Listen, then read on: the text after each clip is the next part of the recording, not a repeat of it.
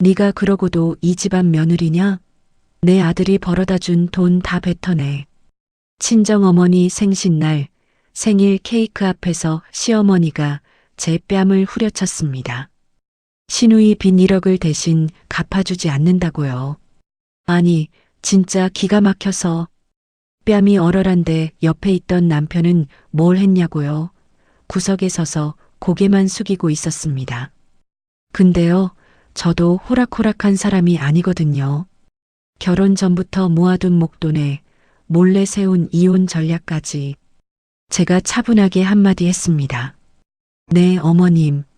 아드님이 번 돈 싹 다 드릴게요. 딱 한 달 뒤 아들 원룸 앞에서 주저앉아 대성통곡하는 시어머니. 빚더미에 깔려 고개도 못 드는 남편. 그 꼴을 만든 게 자기라는 걸 그제야 깨달은 거죠. 시어머니에게 통쾌하게 되갚아준 며느리 이야기, 지금 바로 시작합니다. 저는 서윤아, 올해 32살입니다. 서울 외곽 30평대 아파트에서 남편 장현우와 결혼 5년 차를 보내고 있죠. 낮에는 집에서 웹디자인 작업을 하고 저녁이면 현우가 돌아올 시간에 맞춰 밥상을 차립니다. 겉으로 보면 평범하고 조용한 살림이에요. 하지만 이 집에는 처음부터 조용하지 않은 것들이 있었습니다. 결혼 첫 달부터 시어머니 김복순 여사는 매달 50만 원씩을 생활비 명목으로 요구했습니다. 명절이면 새벽 5시에 시댁 부엌에 서서 전을 부치고 설거지를 하고 온 집안을 치워야 했죠. 며느리 돌이라는 말 한마디면 저는 아무 말도 할 수 없었습니다. 현우는 늘 같은 말만 했습니다. 엄마가 원래 좀 그래. 네가 좀 이해해. 그 말을 들을 때마다 저는 입을 다물었습니다. 이해하라는 말이 5년 동안 한 번도 바뀐 적이 없었으니까요. 시누이 장세라는 현우보다 3살 위인 37살입니다.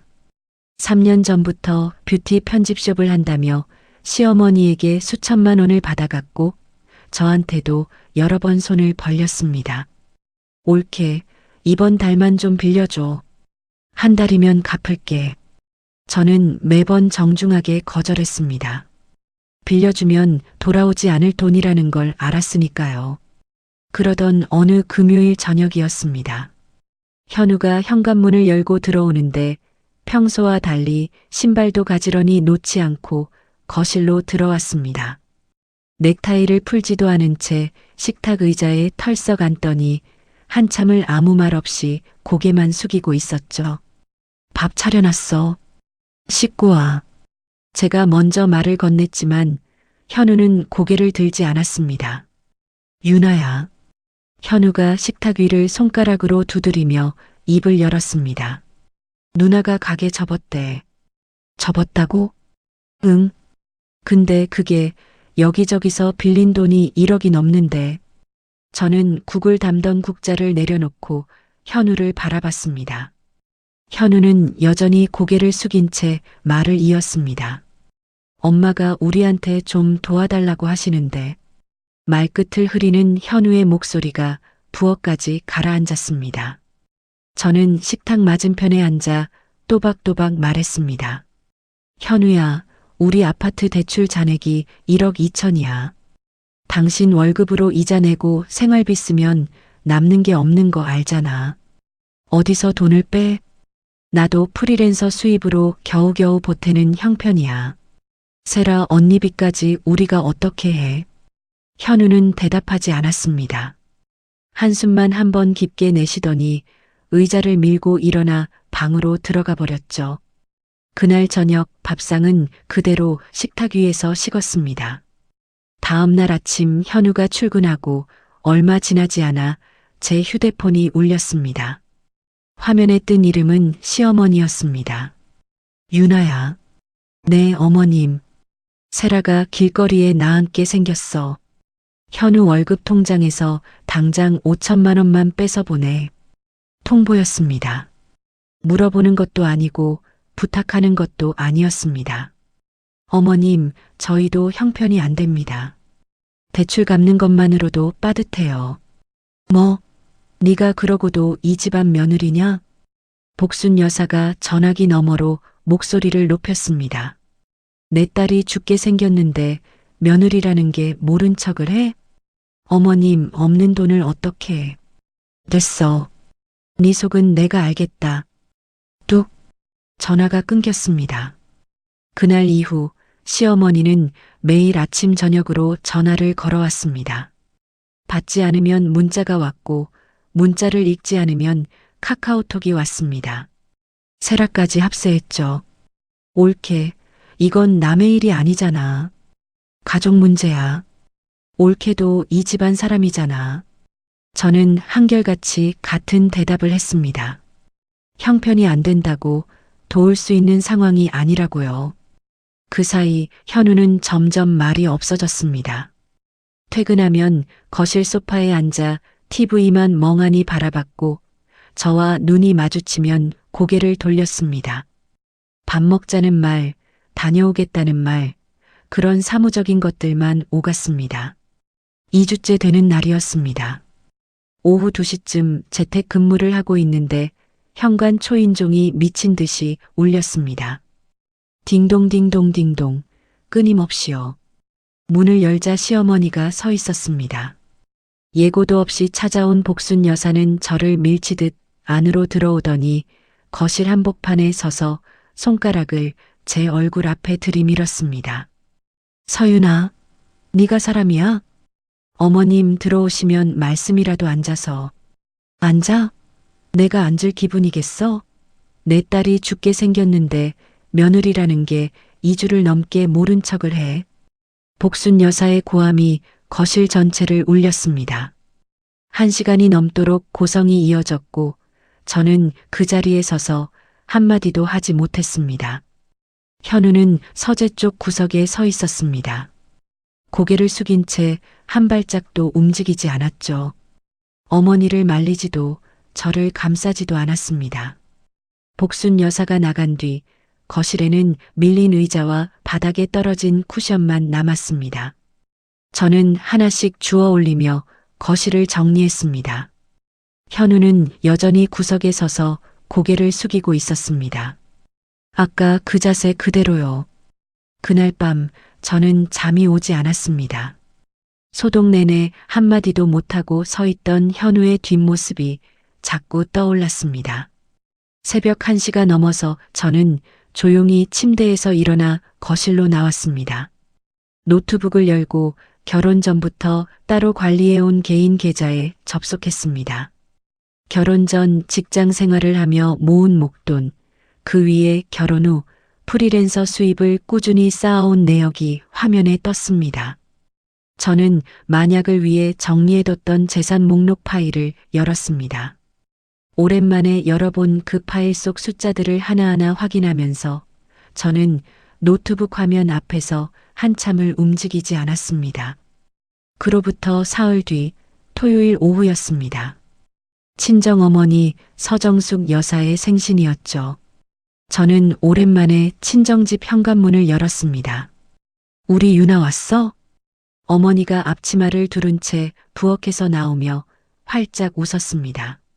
식탁 위에는 김이 모락모락 나는 미역국이 놓여 있었고 옆에 작은 케이크 하나가 촉까지 꽂힌 채 대기하고 있었죠. 엄마, 생신 축하해. 미역국 엄마가 직접 끓인 거야?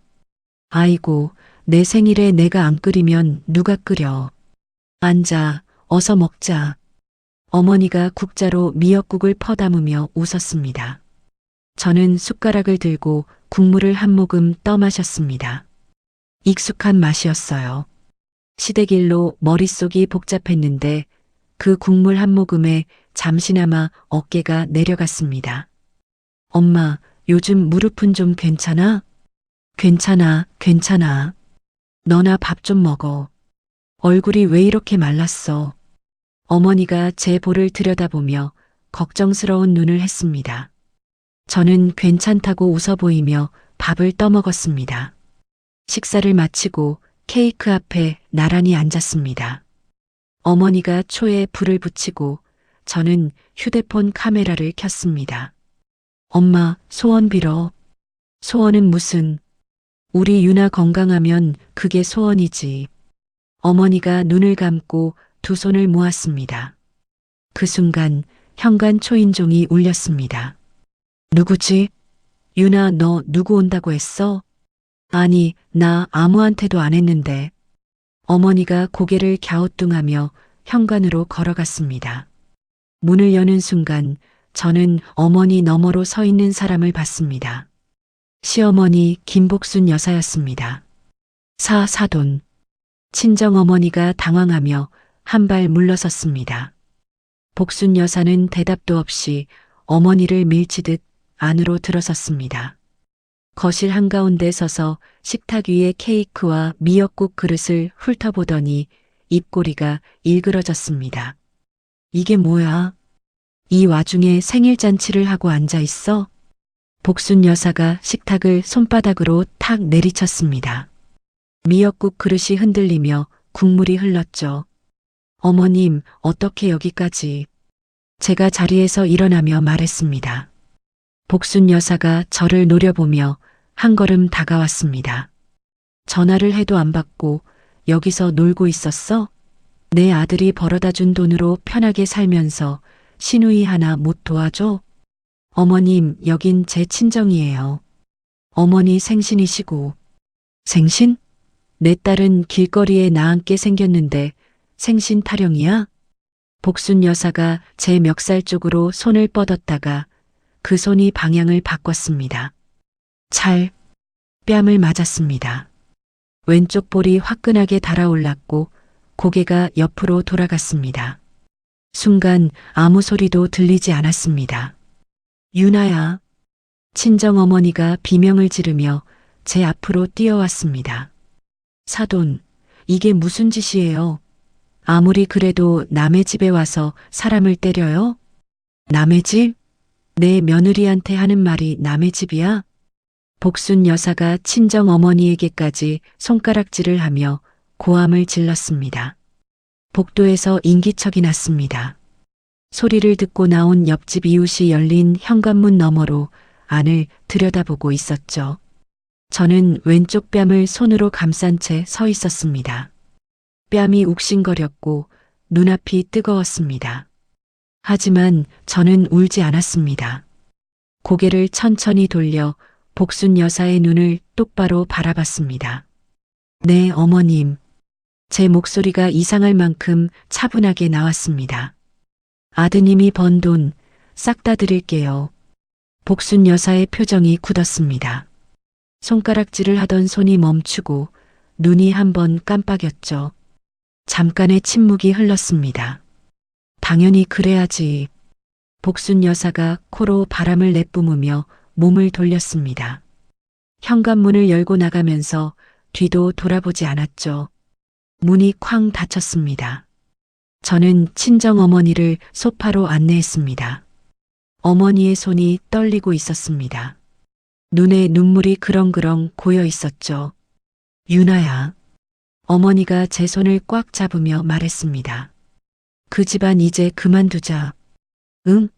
엄마가 보기에 더는 안 되겠다. 저는 어머니 옆에 앉아 어머니의 손을 두 손으로 감쌌습니다. 엄마, 걱정 마. 내가 알아서 할게.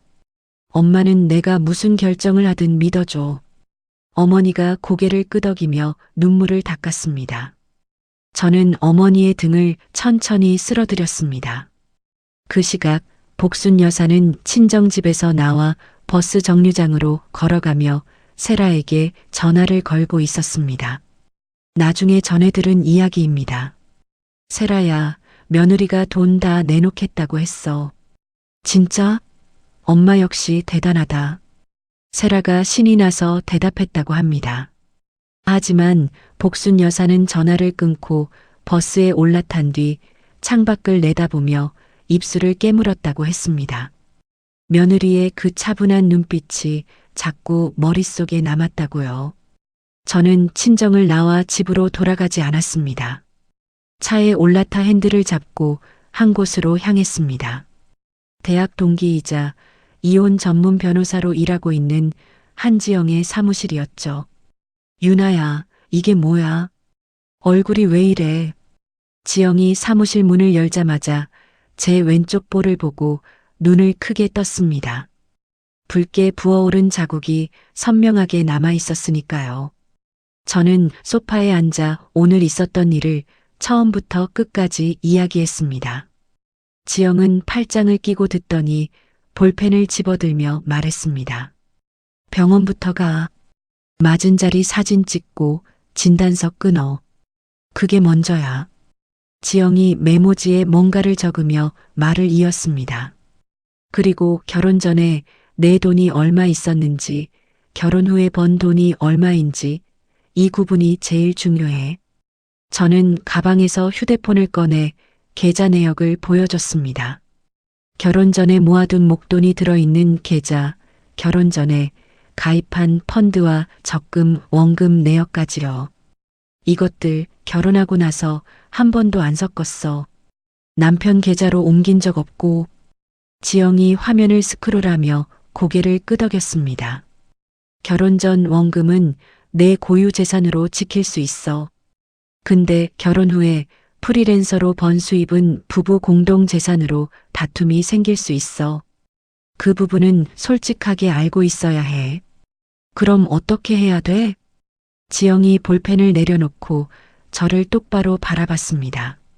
네가 공동 재산에서 내 몫을 아예 포기해버리면 상대한테 대출하고 빚만 남는 구조를 만들 수 있어. 저는 그 말을 가만히 되씹었습니다. 지금부터 돈 관련 기록 전부 정리해. 그리고 시어머니한테 맞은 거, 증거 확실하게 챙겨놔. 지영이 자리에서 일어나며 제 어깨를 한번 잡아줬습니다. 유나야, 이건 네가 당하고만 있을 일이 아니야. 저는 고개를 끄덕이고 사무실을 나섰습니다. 차에 올라 핸들을 잡은 손에 힘이 들어갔습니다. 백미러에 비친 제 왼쪽 볼이 아직도 붉었습니다. 월요일 아침 현우가 출근하자마자 저는 집을 나섰습니다. 아파트 단지 앞 병원에 들어가 접수대에서 번호표를 뽑았죠. 진료실에 들어가자 의사가 제 왼쪽 볼을 살펴봤습니다. 부기가 아직 남아 있었고 멍이 누렇게 번져 있었습니다. 이거 어떻게 다치셨어요? 맞았습니다. 시어머니한테요. 의사가 잠깐 손을 멈추고 저를 바라봤습니다. 저는 경위를 또박또박 설명했고 의사는 진료 기록에 폭행으로 인한 상해라고 적어줬습니다. 진단서를 받아들고 병원을 나올 때 종이를 쥔 손에 힘이 들어갔습니다. 집으로 돌아온 뒤 저는 식탁에 앉아 휴대폰을 꺼냈습니다. 시어머니가 지난 2주 동안 보내온 문자 메시지를 하나하나 캡처했습니다. 당장 돈 보내. 며느리가 할 도리를 해야지. 네가 그러고도 사람이냐? 세라가 보낸 카카오톡 메시지도 마찬가지였죠. 올케 이건 가족 문제야. 왜 이렇게까지 해? 올케가 좀 양보하면 안 돼? 화면을 넘길 때마다 가슴이 답답해졌지만 한 건도 빠뜨리지 않고 저장했습니다. 오후에는 아파트 관리사무소에 전화를 걸었습니다. 2주 전 시어머니가 예고 없이 찾아와 현관 앞에서 소란을 피웠던 날 복도 쪽에 설치된 카메라 영상을 요청했죠. 관리소장이 잠시 확인하더니 해당 날짜 영상을 복사해 줄 수 있다고 했습니다.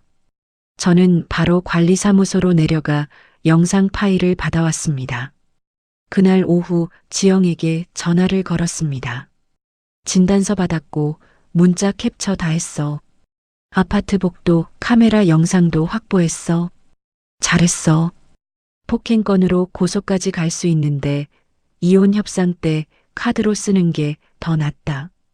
함부로 꺼내지 말고 잘 갖고 있어. 알겠어. 재산 정리는 어디까지 했어? 오늘 저녁부터 본격적으로 할 거야. 전화를 끊고 저는 노트북 앞에 앉았습니다. 재택근무 틈틈이 재산 정리 파일을 만들었습니다.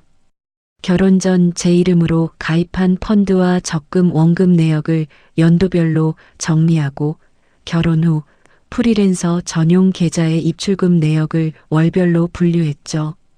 그러다 현우 명의 신용카드 사용 내역을 확인하게 됐습니다. 결혼 후 가계부를 쓰면서 현우 카드 앱 접근 권한을 받아둔 게 있었거든요. 화면을 스크롤하는데 손이 멈췄습니다.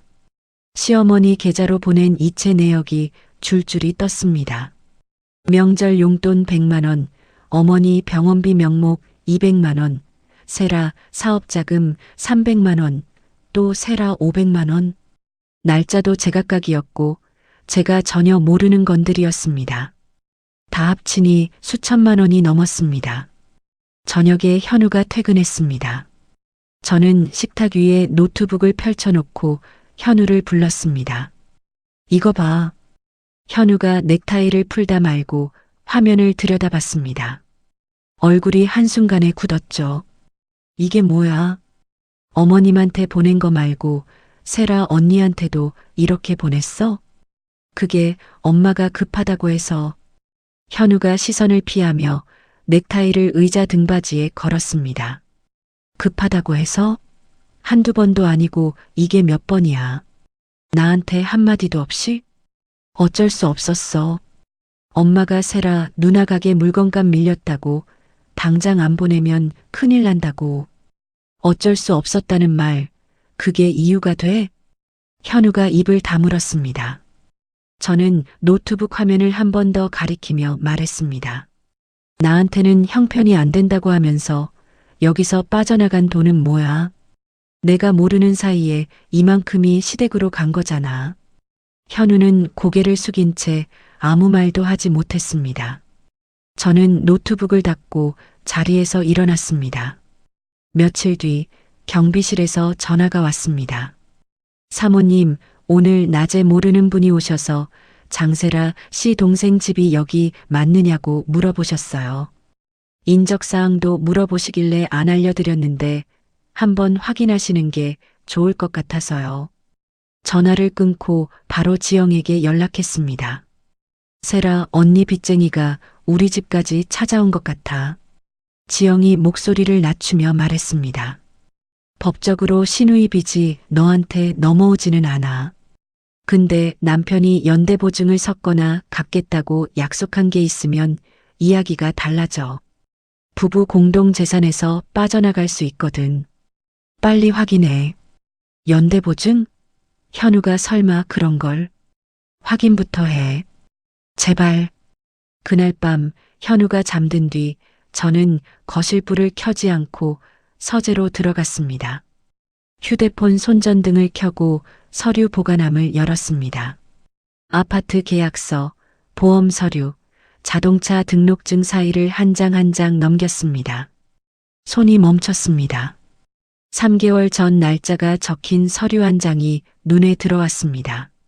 세라의 대출에 현우가 연대보증을 선 서류였습니다. 현우의 서명과 도장이 찍혀 있었죠.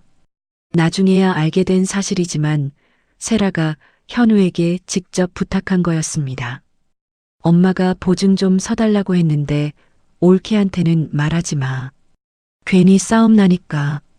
현우는 그 말을 듣고 저 몰래 도장을 찍었던 겁니다. 저는 서류를 휴대폰으로 촬영해 지영에게 전송했습니다. 보관함을 원래대로 닫고 서재를 나왔습니다. 침실 문 앞에 섰습니다. 어둠 속에서 현우의 등이 보였습니다. 이불을 덮고 옆으로 누운 채 숨소리가 고르게 들렸죠. 저는 그 등을 한참 바라봤습니다. 이 사람은 이미 저를 선택하지 않았습니다. 한 번도요. 침실 문을 조용히 닫았습니다. 토요일 오후 집 근처 한적한 카페였습니다. 저는 현우를 불러냈습니다. 주말이라 사람이 별로 없는 창가 자리에 마주 앉았죠. 현우가 아메리카노를 한 모금 마시며 말했습니다. 갑자기 무슨 이야기하려고. 저는 대답 대신 가방에서 서류 봉투를 꺼냈습니다. 세라의 연대보증 서류 사본을 테이블 위에 놓았습니다. 그 옆에 시댁으로 보낸 계좌이체 내역서를 나란히 펼쳤습니다. 현우의 손이 커피잔 위에서 멈췄습니다.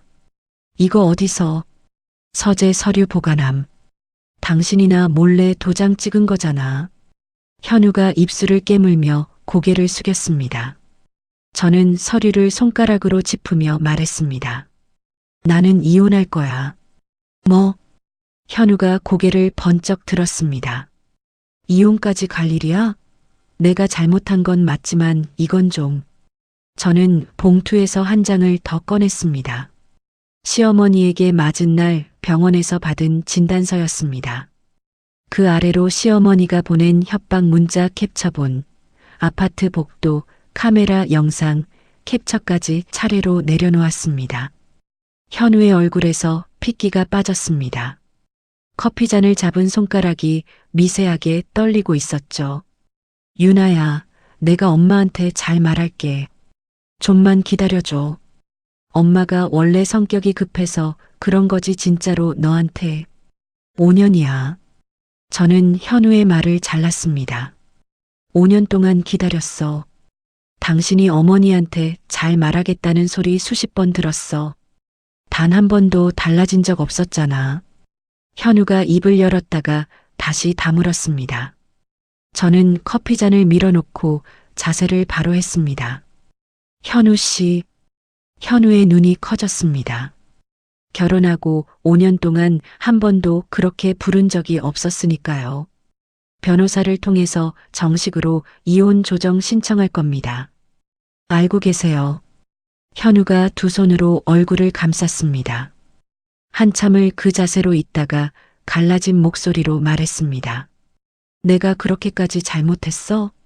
연대보증 서류에 도장 찍은 그 순간 나한테는 한마디도 없었잖아. 그때 이미 끝난 거야, 현우 씨. 저는 자리에서 일어났습니다. 가방을 메고 카페를 나서는데 뒤에서 현우가 제 이름을 불렀습니다. 돌아보지 않았습니다. 카페에서 나온 뒤 곧장 지영의 사무실로 갔습니다. 지영은 미리 준비해둔 이혼 조정 신청서를 펼쳐놓고 저를 기다리고 있었죠. 재산분할 쪽 전략 다시 한번 확인하자. 지영이 볼펜으로 서류 위를 짚으며 말했습니다. 결혼 전에 네가 모아둔 돈, 펀드 원금은 내 고유 재산이니까 지킨다. 그리고 결혼 후 부부 공동 재산, 아파트나 현우 명의 예금, 자동차 같은 것들은 내 몫을 포기해. 포기하면 전부 현우한테 가는 거지? 응. 아파트도 예금도 자동차도. 근데 거기에 붙어 있는 대출 1억 2천만 원하고 세라 연대보증 1억도 같이 가는 거야. 빚까지 통째로. 저는 서류에 이름을 적고 도장을 찍었습니다. 잉크가 마르는 걸 가만히 내려다봤습니다. 그날 저녁 현우가 눈을 벌겋게 부은 채 집에 들어왔습니다. 현관에서 신발도 벗지 않고 저한테 다가와 제 손을 잡았습니다. 유나야, 내가 잘못했어. 제발 다시 생각해줘. 내가 달라질게. 저는 현우의 손을 조용히 뿌리쳤습니다. 현우 씨가 연대보증에 도장 찍은 순간 나한테는 한마디도 안 했잖아. 그게 다야. 저는 안방으로 들어가 옷장을 열었습니다. 캐리어를 꺼내 짐을 넣기 시작했습니다. 현우가 문 앞에 서서 저를 바라보고 있었지만 저는 고개를 돌리지 않았습니다.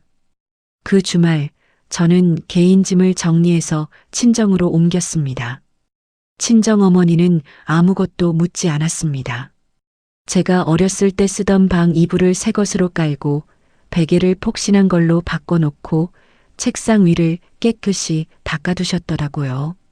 천천히 해. 내 곁에 엄마가 있으니까. 어머니가 제 방문 앞에 서서 그 한마디를 하고 부엌으로 들어갔습니다. 저는 캐리어를 방 한쪽에 내려놓고 창밖을 바라봤습니다. 친정으로 짐을 옮긴 날 밤 저는 옛방 침대에 누워 천장을 바라봤습니다. 연대보증 서류를 발견한 밤이 떠올랐습니다. 어둠 속에서 현우의 등을 바라보며 이 사람은 이미 저를 선택하지 않았다고 생각했던 그 순간이요. 그런데 이상하게도 그날 밤에는 바로 결심이 서지 않았습니다. 5년이라는 시간이 자꾸 발목을 잡았거든요. 혹시 내가 너무 성급한 건 아닐까? 한 번만 더 기회를 줘볼까? 그런 생각이 새벽까지 머릿속을 맴돌았습니다. 하루가 지나고 이틀이 지났습니다. 저는 재택근무를 하면서도 자꾸 서재 쪽을 바라봤습니다. 서류 보관함 안에 있는 그 서류가 눈앞에 아른거렸죠. 사흘째 되는 날 아침이었습니다. 현우가 출근 준비를 하면서 거울 앞에 섰습니다. 넥타이를 매다가 저를 돌아보며 웃었습니다. 오늘 저녁 뭐 먹을까? 아무 일도 없다는 듯이요. 연대보증 서류에 도장을 찍은 사람이, 저한테 수천만 원을 숨긴 사람이, 시어머니가 제 뺨을 때린 날에도 한마디 못한 사람이 넥타이를 매면서 저녁 메뉴를 묻고 있었습니다. 그 순간 알았습니다. 이 사람은 앞으로도 달라지지 않을 거라고요. 제가 아무리 기다려도 이 사람은 끝까지 이 모양일 거라고요. 저는 대답하지 않았습니다. 현우가 고개를 갸우뚱하며 현관으로 나갔고 문이 닫히는 소리를 들으며 저는 휴대폰을 들어 지영에게 전화를 걸었습니다. 지영아, 나 결심했어. 이번 주말에 이야기할 거야. 알겠어. 서류 준비해 놓을게. 전화를 끊고 저는 서재에 들어가 서류 보관함에서 연대보증 서류를 꺼냈습니다. 복사본을 만들어 봉투에 넣고 시댁 송금 내역서와 진단서까지 함께 정리했습니다. 그리고 토요일이 왔습니다. 다음 주 월요일 현우가 어머니 복순 여사에게 전화로 이혼 이야기를 꺼냈다고 합니다. 그 직후 제 휴대폰이 울렸습니다. 서윤아, 이혼? 네가 감히 이혼을 해? 한 푼도 못 가져가, 한 푼도. 복순 여사의 목소리가 스피커를 뚫고 나올 것 같았습니다. 어머님, 아드님 명의 재산은 한 푼도 안 가져갈 생각입니다. 뭐? 싹 다 드린다고 했잖아요. 전부 아드님한테 두고 갈 겁니다. 전화 너머가 조용해졌습니다. 복순 여사가 뭔가 말하려다 멈추는 기척이 느껴졌습니다. 뭔 소리를 하는 거야, 지금. 어머님이 원하신 대로 해드리는 겁니다. 아드님이 번 돈 싹 다요. 저는 전화를 끊었습니다. 나중에 현우에게 전해 들었습니다. 복순 여사가 세라에게 이혼 소식을 전하자 세라의 첫마디는 이거였다고 합니다. 올케가 나가면 그 집 재산에서 내 빚은 누가 갚아줘? 복순 여사는 그제야 무언가 잘못 돌아가고 있다는 걸 느꼈다고 합니다. 대출은 어떡하고 현우 빚은 어쩌냐며 허둥댔다고요.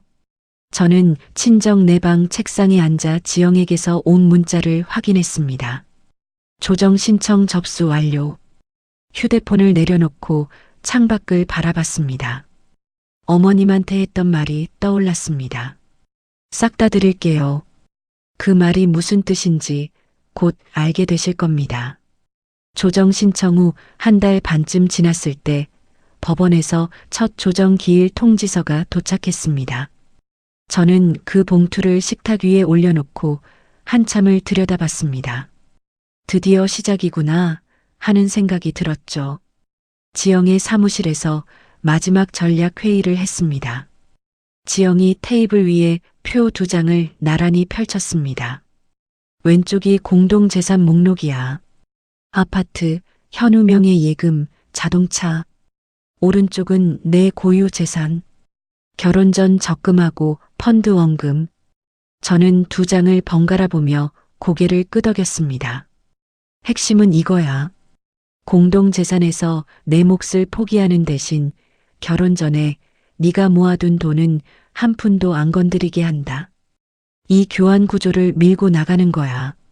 상대 쪽에서 내 프리랜서 수입을 물고 늘어지면 지영이 볼펜을 돌리며 말했습니다.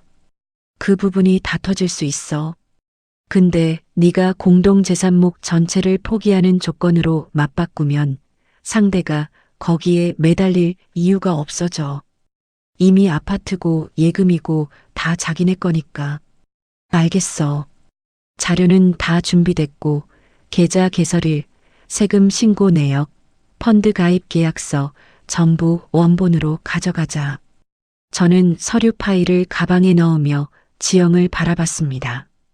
고마워, 지영아. 지영이 어깨를 한번 두드리며 웃었습니다. 고마운 건 다 끝나고 해. 조정 기일 당일이었습니다. 법원 건물 앞에 서니 가슴이 빠르게 뛰었습니다. 지영이 옆에서 제 팔을 가볍게 잡아줬습니다. 괜찮아. 네가 할 말만 하면 돼.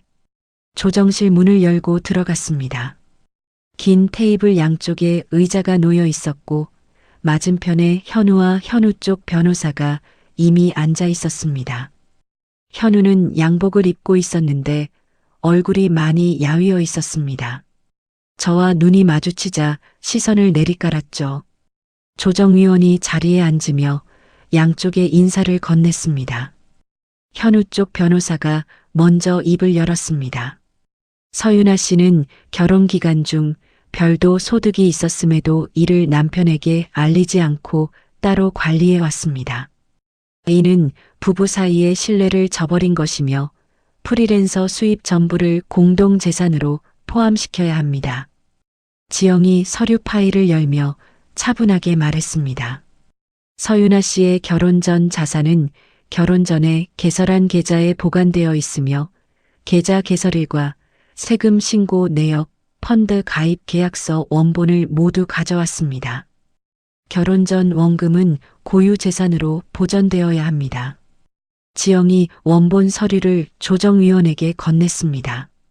조정위원이 한 장씩 넘기며 확인하는 동안 현우 쪽 변호사가 서류를 흘끗 바라봤습니다. 지영이 저를 향해 가볍게 고개를 끄덕였습니다. 제가 말할 차례였죠.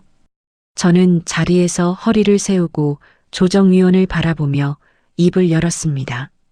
공동재산에 대한 제 몫을 포기하겠습니다. 아파트 대출 잔금하고 남편 명의로 된 재산 전부를 남편한테 넘기겠습니다. 조정실이 조용해졌습니다. 현우 쪽 변호사가 눈을 깜빡이며 고개를 갸우뚱했습니다. 현우도 고개를 들어 저를 바라봤죠.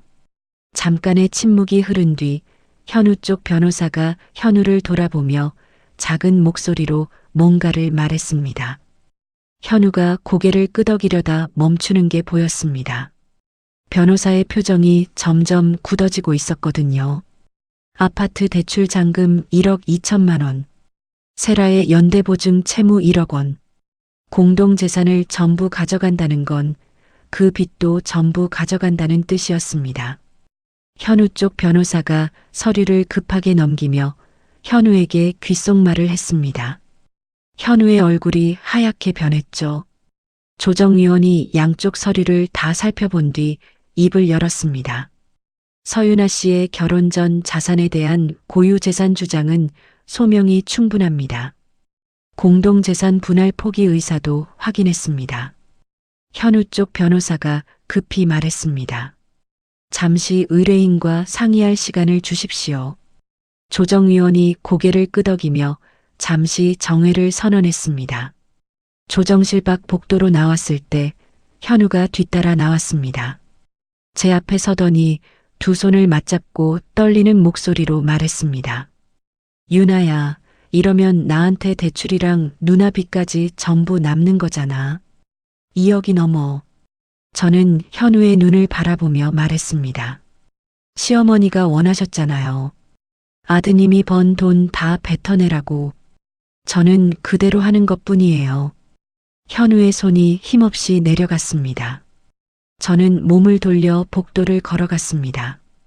뒤에서 현우가 벽에 등을 기대고 고개를 떨구는 모습이 유리창에 비쳤습니다. 그날 저녁 조정은 다음 기일로 넘어갔습니다. 현우가 복순 여사에게 전화로 상황을 설명했다고 합니다. 엄마, 윤아가 재산을 포기한다고 했어. 포기?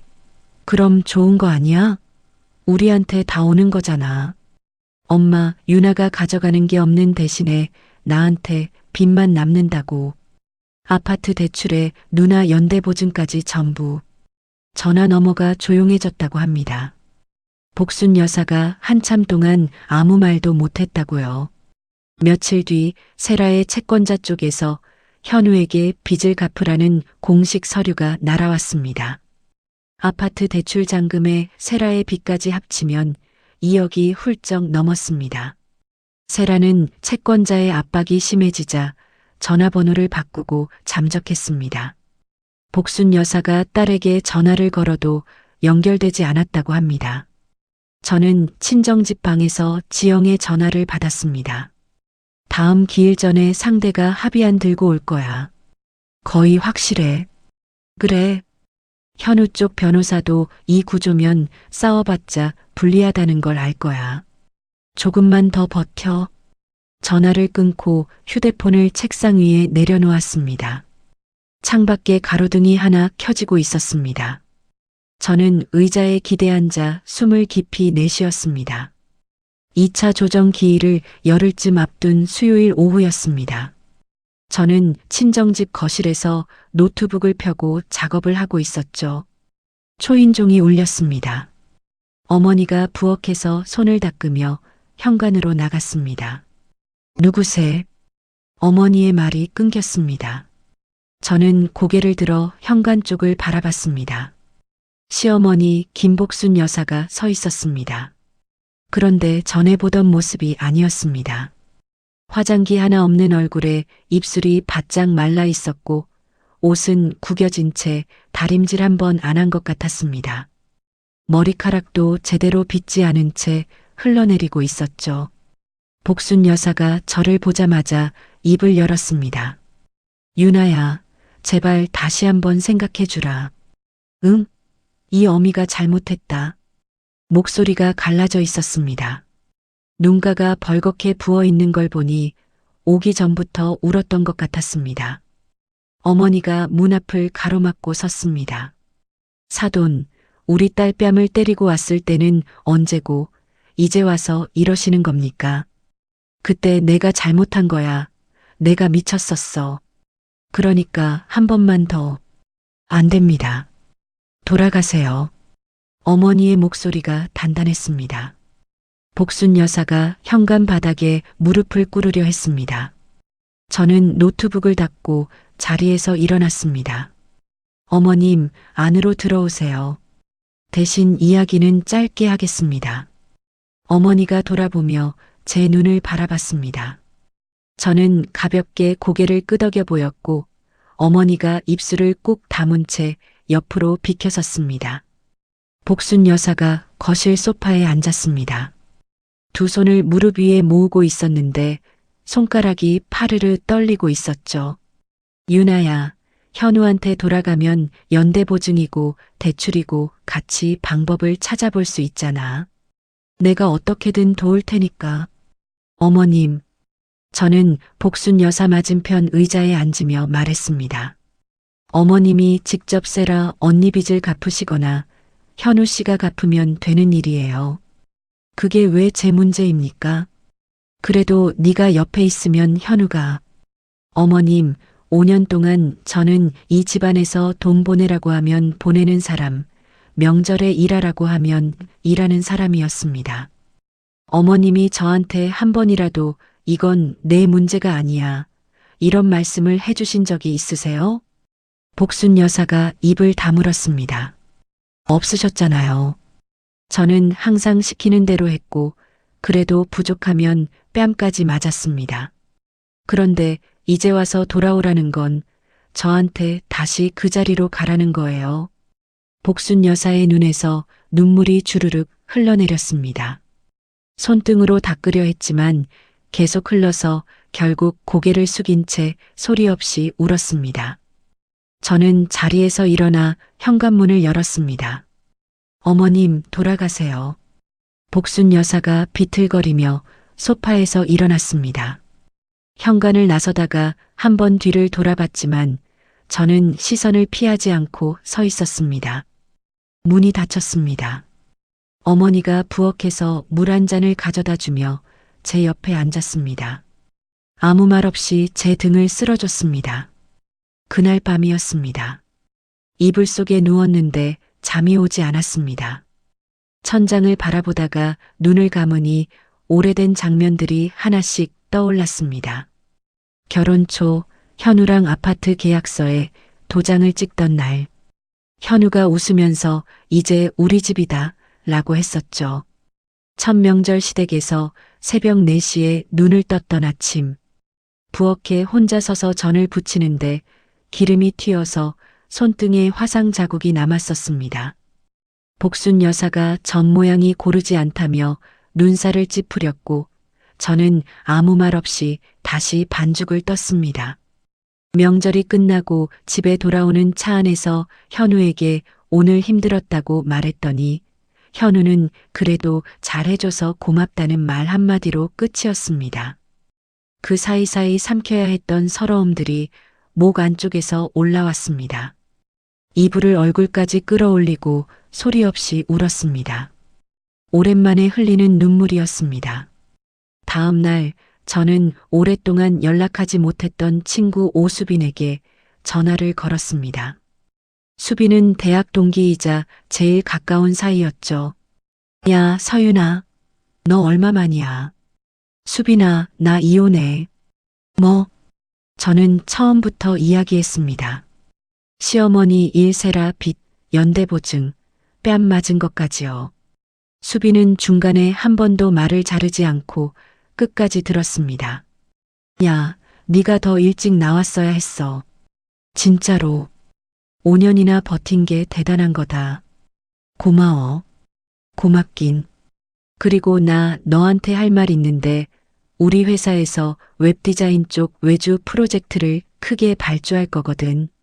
내 경력이면 충분하니까 제안서 한번 넣어봐. 진짜? 응. 내가 담당자한테 먼저 이야기해 놓을게. 너 실력 내가 아니까. 전화를 끊고 나서 저는 노트북을 열어 포트폴리오 파일을 열었습니다. 이혼 후의 삶이 처음으로 구체적인 모양을 갖추기 시작했습니다. 며칠 뒤 현우 쪽 변호사가 지영에게 연락을 해왔습니다. 지영이 전화로 내용을 전해줬습니다.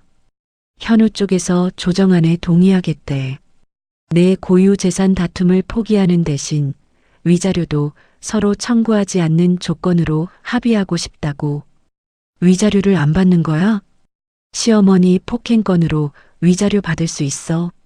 근데 깔끔하게 끝내고 싶으면 이 조건도 나쁘지 않아. 어떻게 할래? 저는 잠시 생각했습니다. 위자료보다 중요한 게 있었습니다.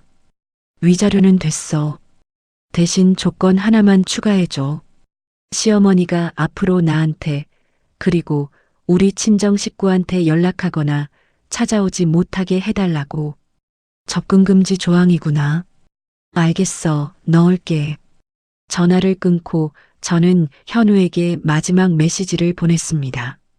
현우 씨를 미워하지는 않아요. 다만 현우 씨가 한 번도 나를 선택하지 않았다는 게 나를 여기까지 오게 한 거예요. 한참이 지나서 답이 왔습니다. 미안하다. 2글자였습니다. 저는 그 화면을 한참 들여다봤습니다. 그리고 휴대폰을 뒤집어 책상 위에 내려놓았습니다. 5년이라는 시간이 아깝지 않다면 거짓말이겠죠. 하지만 이 결정을 후회하지는 않을 겁니다. 2차 조정 기일에서 전부 매듭 짓겠습니다. 2차 조정 기일 당일 법원 앞이었습니다. 5월 초에 햇살이 법원 건물 유리창에 부딪혀 반짝였습니다. 저는 지영과 나란히 계단을 올랐습니다. 맞은편에서 현우가 걸어오고 있었습니다. 2주 전보다 볼이 더 꺼져 있었고 양복이 어깨에서 흘러내릴 것처럼 헐렁했습니다. 저와 눈이 마주쳤습니다. 현우가 먼저 고개를 숙이고 조정실 쪽으로 들어갔습니다. 조정실 안 양쪽이 자리에 앉았습니다. 조정위원이 서류를 펼치며 입을 열었습니다. 양측 변호사가 사전에 합의한 조건을 확인하겠습니다. 조정위원이 한 항목씩 읽어 내려갔습니다. 공동재산인 아파트, 예금, 자동차 전부를 장현우 씨에게 귀속한다. 아파트에 걸린 대출 잔금도 장현우 씨가 부담한다. 서윤아 씨의 결혼 전 자산은 고유 재산으로 인정하여 보전한다. 위자료는 양측 모두 청구하지 않는다. 조정위원이 서류를 한 장 넘겼습니다. 추가 조항입니다. 장현우 씨의 어머니 김복순 씨는 서윤아 씨 및 서윤아 씨의 친정 가족에 대해 직접 방문, 전화, 문자 등 일체의 접촉을 하지 않는다. 조정위원이 서류에서 눈을 떼고 양쪽을 바라봤습니다. 양측 이해 없으십니까? 지영이 고개를 끄덕였습니다. 현우 쪽 변호사가 현우를 돌아봤습니다. 현우는 테이블 위에 놓인 자기 손을 내려다보고 있었습니다. 변호사가 작은 소리로 현우의 이름을 불렀고 현우가 고개를 느릿하게 끄덕였습니다. 이해 없습니다. 현우 쪽 변호사가 대답했습니다. 조정위원이 서명할 서류를 양쪽에 건넸습니다. 지영이 제 앞에 서류를 놓아줬습니다. 저는 볼펜을 집어들었습니다. 서명란 위에 펜을 대는 순간 손끝이 미세하게 떨렸습니다. 1초, 2초. 저는 숨을 한 번 들이쉬고 이름을 적었습니다. 서윤아, 세 글자가 또렷하게 찍혔습니다. 맞은편에서 현우도 펜을 들었습니다. 펜을 쥔 손이 멈춘 채 한참을 서류를 내려다봤습니다. 현우 쪽 변호사가 팔꿈치로 현우를 살짝 건드렸고 현우가 천천히 이름을 적었습니다. 조정위원이 양쪽 서류를 확인하며 말했습니다. 이혼 조정이 성립되었습니다. 끝이었습니다. 5년이 한 문장으로 정리되는 순간이었습니다. 조정실 문을 열고 복도로 나왔습니다. 지영이 자판기에서 커피 2개를 뽑아 하나를 제게 건넸습니다. 수고했어. 응. 저는 커피를 한 모금 마셨습니다. 뜨거운 게 목을 타고 내려갔습니다. 왼손을 내려다봤습니다. 결혼 반지가 아직 끼어 있었습니다. 5년 동안 한 번도 빼지 않았던 반지였죠. 저는 반지를 천천히 돌려 빼냈습니다. 손가락에 하얗게 자국이 남아 있었습니다. 반지를 손바닥 위에 올려놓고 한참 바라봤습니다. 아파트 계약서에 도장을 찍던 날 현우가 이 반지를 끼워주며 웃었던 얼굴이 스쳤습니다. 저는 반지를 코트 주머니에 넣었습니다. 가자. 지영에게 말하고 법원 현관을 나섰습니다. 계단을 내려가는데 뒤쪽에서 현우의 목소리가 들렸습니다. 전화 통화를 하고 있었습니다. 엄마, 다 끝났어. 이혼했어. 걸음을 멈추지 않았지만 현우의 목소리는 바람을 타고 계속 들려왔습니다. 엄마, 울지 마. 다 끝난 거야. 전화 너머로 복순 여사가 우는 소리가 희미하게 새어나왔습니다. 어떻게 이렇게 된 거야 하는 소리가 끊기지 않고 이어졌습니다. 저는 법원 정문을 빠져나와 주차장으로 향했습니다. 지영이 옆에서 걸으며 말했습니다. 오늘 푹 쉬어. 내일부터는 내 시간이니까. 알겠어. 고마워, 지영아. 진짜로. 지영이 손을 흔들고 자기 차 쪽으로 갔습니다. 저는 운전석에 앉아 핸들을 잡았습니다. 시동을 걸지 않고 잠깐 가만히 앉아 있었습니다. 이혼 성립 며칠 뒤였습니다. 저는 친정집 제 방에서 노트북을 열었습니다. 수빈이 알려준 외주 프로젝트에 제안서를 작성하기 시작했죠. 그동안 모아둔 포트폴리오를 꺼내 하나하나 다듬고 거래처 목록을 업데이트했습니다. 화면 속 작업물들을 넘기면서 결혼 생활 동안에도 놓지 않았던 것들이 이렇게 쌓여 있었다는 게 새삼 눈에 들어왔습니다. 제안서 마무리를 하고 있는데 현우에게서 아파트를 급매로 내놓았다는 소식이 들려왔습니다. 세라의 채권자 쪽에서 보낸 서류가 계속 날아오는 바람에 아파트를 팔지 않으면 대출과 연대보증 빚을 동시에 감당할 수 없는 상황이었다고 합니다. 복순 여사가 현우에게서 그 전화를 받았을 때 한참 동안 말을 잇지 못했다고 합니다. 그 집을 팔면 현우 너는 어디서 살아? 복순 여사의 목소리가 떨렸다고요. 며느리를 내쫓으면 모든 게 해결될 줄 알았던 사람이 아들의 집까지 사라지는 현실을 마주한 겁니다. 저는 그 소식을 듣고도 제안서 작업을 계속했습니다. 더 이상 그쪽 이야기에 마음이 흔들리지 않았습니다. 제안서를 제출한 다음 날 수빈에게서 연락이 왔습니다.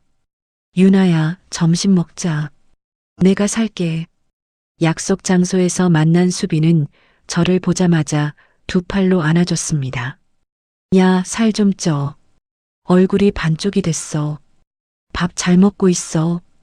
거짓말하지 마. 수빈이 메뉴판을 펼치며 웃었습니다. 밥을 먹으며 이혼 과정에서 겪었던 일들을 솔직하게 이야기했습니다. 조정실에서 서명하던 순간 반지를 빼던 일까지요. 수빈이 젓가락을 내려놓고 제 손을 잡았습니다.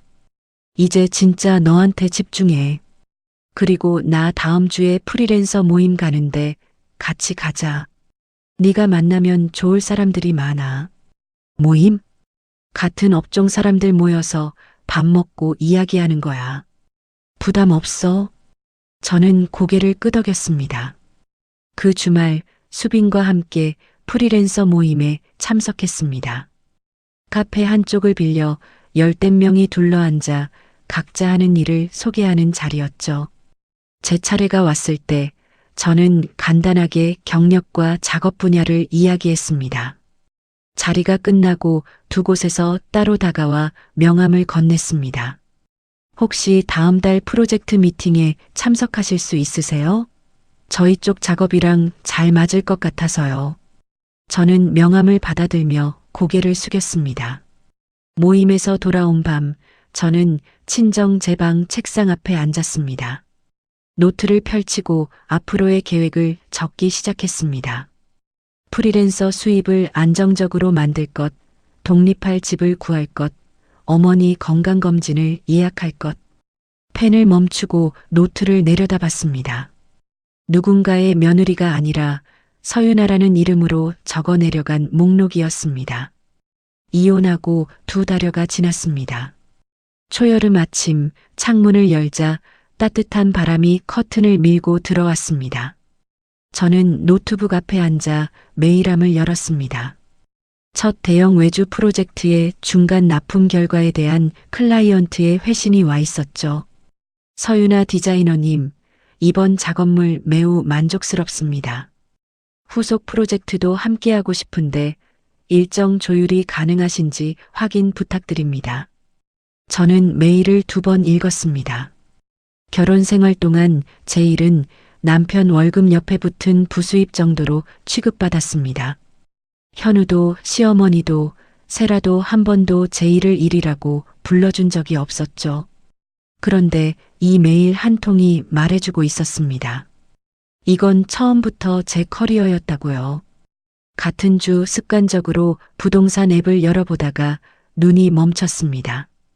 현우와 살았던 아파트가 금매 계약 완료로 표시되어 있었습니다. 매수인이 나타나 계약이 끝난 거였죠. 화면 속 아파트 사진을 보며 잠깐 멍해졌습니다. 거실 창가에서 같이 커튼을 골랐던 날, 주방 타일 색을 놓고 한참 웃었던 저녁이 스쳤습니다. 목 안쪽이 먹먹해졌지만 저는 화면을 스크롤해서 원룸 매물 목록으로 넘어갔습니다. 점심때 어머니가 된장찌개를 끓여주며 맞은편에 앉았습니다. 유나야, 엄마가 좀 건강해지면 내 이삿짐 같이 날라줄게. 엄마 무릎 안 좋으면서 무슨 이삿짐이야. 에이, 딸 이사하는데 엄마가 가만히 있으면 되겠어.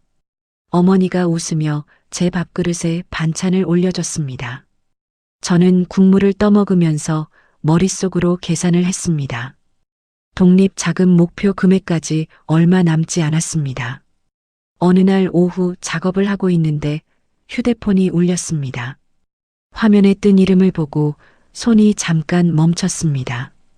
현우였습니다. 여보세요. 나야. 아파트 정리하다가 내 짐이 좀 남아 있어서 책 몇 권하고 액자 하나. 아, 그래요. 택배로 보내주면 돼요. 잠깐 침묵이 흘렀습니다. 요즘 잘 지내? 현우의 목소리가 조심스러웠습니다. 네, 잘 지내요. 현우 씨도 건강 챙기세요. 그래. 전화가 끊겼습니다. 저는 휴대폰을 책상 위에 내려놓고 다시 화면을 바라봤습니다. 마우스를 클릭하고 작업을 이어갔습니다. 그 무렵 현우는 아파트를 판 돈으로 대출을 갚고도 세라의 연대보증 빚이 남아 작은 원룸으로 이사한 상태였습니다. 복순 여사가 현우의 원룸에 찾아갔다고 합니다. 이건 나중에 현우가 지영을 통해 전해온 이야기입니다. 이혼 후 남은 서류 문제로 지영과 현우 쪽 변호사가 몇 차례 연락을 주고받았는데 그 과정에서 현우가 자기 변호사에게 한 이야기가 지영에게까지 전해진 거였죠. 복순 여사가 원룸 앞 좁은 복도에 서서 현관문을 바라봤다고 합니다. 30평대 아파트에 살던 아들이 이 작은 방 하나에 살고 있다는 걸 눈으로 확인한 순간 복순 여사는 그 자리에 주저앉았다고요. 내가 잘못했다. 내가 그때 그러지 말았어야 했어. 복순 여사가 바닥에 앉은 채 울기 시작했다고 합니다. 며느리를 잡았어야 했는데 내가 그 좋은 사람을 내쫓았어. 현우가 문을 열고 나와 어머니의 팔을 잡아 일으키며 말했다고 합니다. 엄마, 이제 와서 그런 말 해봤자 소용없어. 나는 내 힘으로 갚아나갈 테니까 엄마도 누나한테 연락 좀 닿게 해줘. 현우의 변호사가 지영에게 전한 말에 따르면 현우가 어머니에게 이렇게 직접적으로 말한 건 그때가 처음이었다고 합니다. 평생 엄마가 원래 좀 그래 라며 넘기기만 하던 사람이 처음으로 지친 속내를 드러낸 거였죠. 그로부터 얼마 뒤 2달 넘게 잠적했던 세라가 복순 여사에게 전화를 했다고 합니다. 엄마, 나 진짜 힘들어. 도와줘. 세라가 울먹이며 시작했는데 통화가 길어질수록 돈 이야기로 흘러갔다고요. 당장 생활비가 없다. 엄마가 좀 보내줄 수 없냐. 그런 말들이었습니다. 복순 여사가 그 말을 듣는 순간 생전 처음으로 딸에게 소리를 질렀다고 합니다. 너 때문에 이 집안이 이 꼴이 된 거야. 전화를 끊고 복순 여사는 한참 동안 전화기를 쥔 채 멍하니 앉아 있었다고요. 자기가 그토록 감싸고 지켜주려던 딸이 가족 전부를 무너뜨린 사람이었다는 걸 그제야 받아들인 겁니다. 저는 그 이야기를 지영에게서 전해 듣고도 아무런 감정이 일지 않았습니다. 예전 같았으면 마음 한쪽이 무거웠을 텐데 이제는 제 일이 아니었으니까요. 며칠 뒤 프리랜서 모임에서 만났던 업체 대표에게서 전화가 왔습니다. 서윤아 디자이너님, 저희 팀에 정식으로 합류해 주실 수 있을까요? 프리랜서 일과 병행하셔도 괜찮습니다. 정말요? 지난번에 보여주신 포트폴리오가 인상 깊었습니다.